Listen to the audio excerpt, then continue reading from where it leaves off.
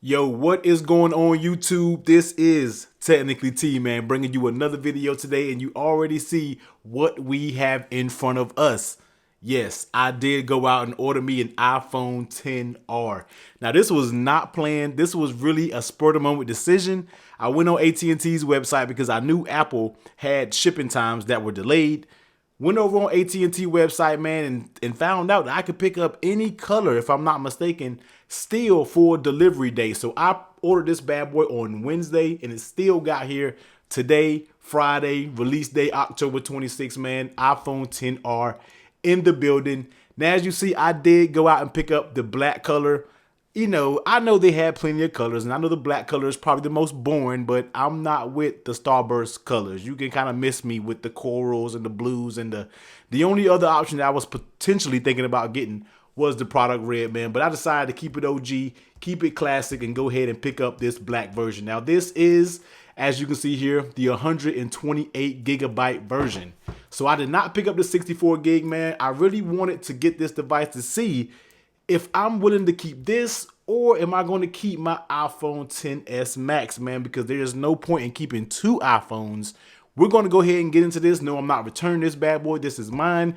We will see which one I like better, man. But let's go ahead and jump into this, because I know you're probably sick of hearing me talk about what's going on here, and you kind of want to go ahead and get to the phone. So here it is, iPhone XR in the black.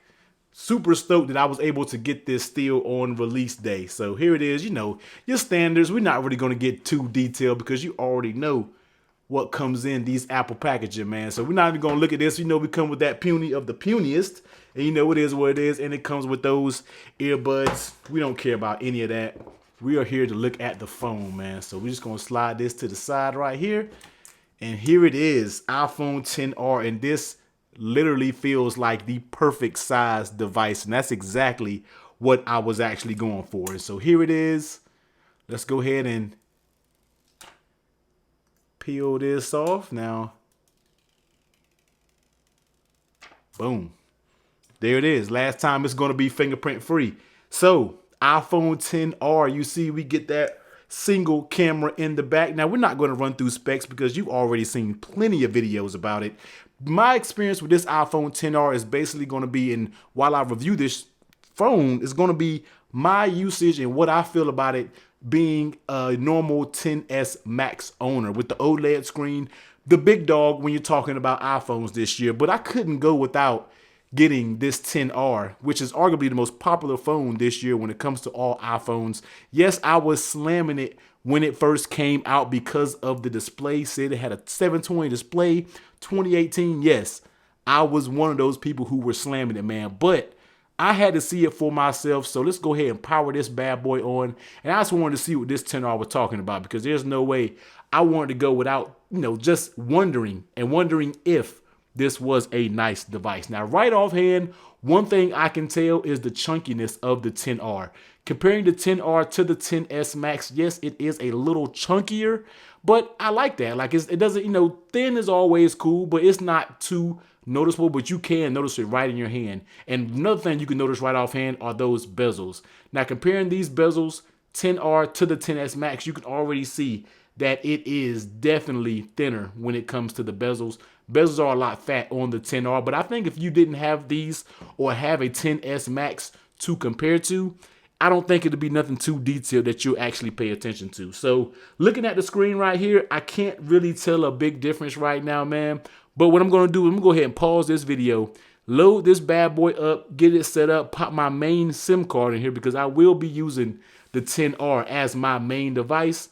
And I'm going to come back, man, and I'm going to let you know what I feel. Load it up just like my XS Max is loaded up. And then we're going to go ahead and give my first quick impressions of the XR.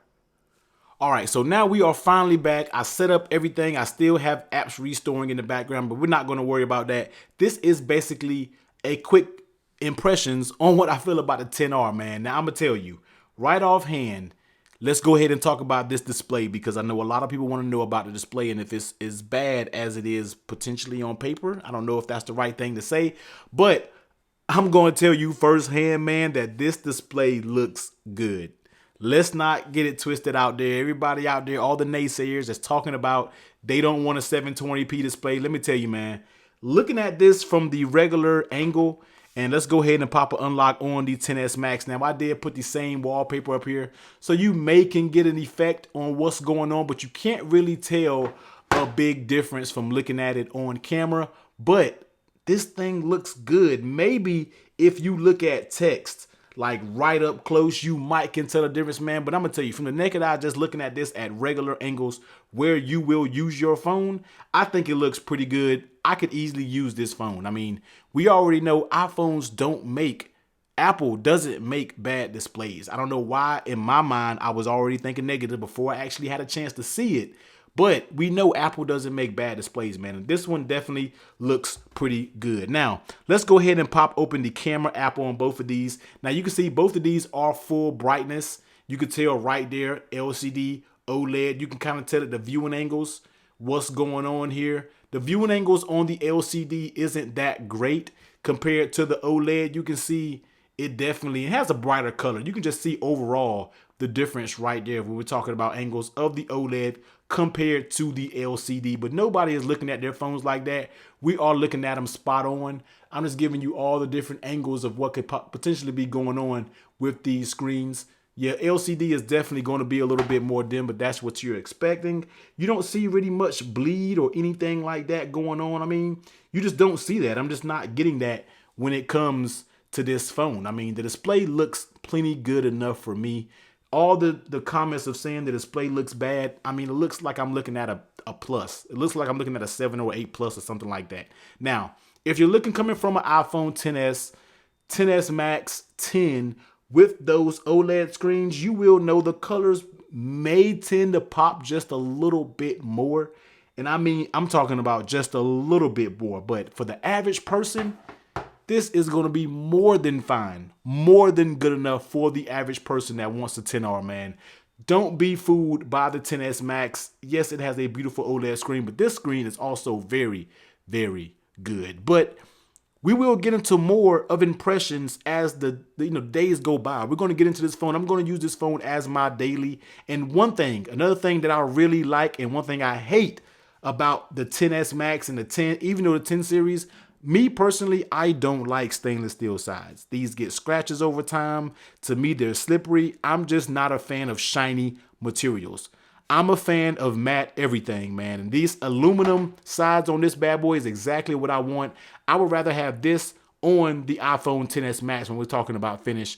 I'm just not a person who likes stainless steel sides. But man, real quick first impressions. I was just giving you the first impressions of the screen. We will get into this more as the time goes by. We will definitely get into this phone. We're going to talk about the sound. And another thing I'm really interested in is the battery life compared to the 10s Max, because the 10s Max battery life is it's iffy to me. I'm not getting crazy battery life that everybody's thinking, but I'm not getting super battery life, but it may change. I don't know. I think the battery life is already set in.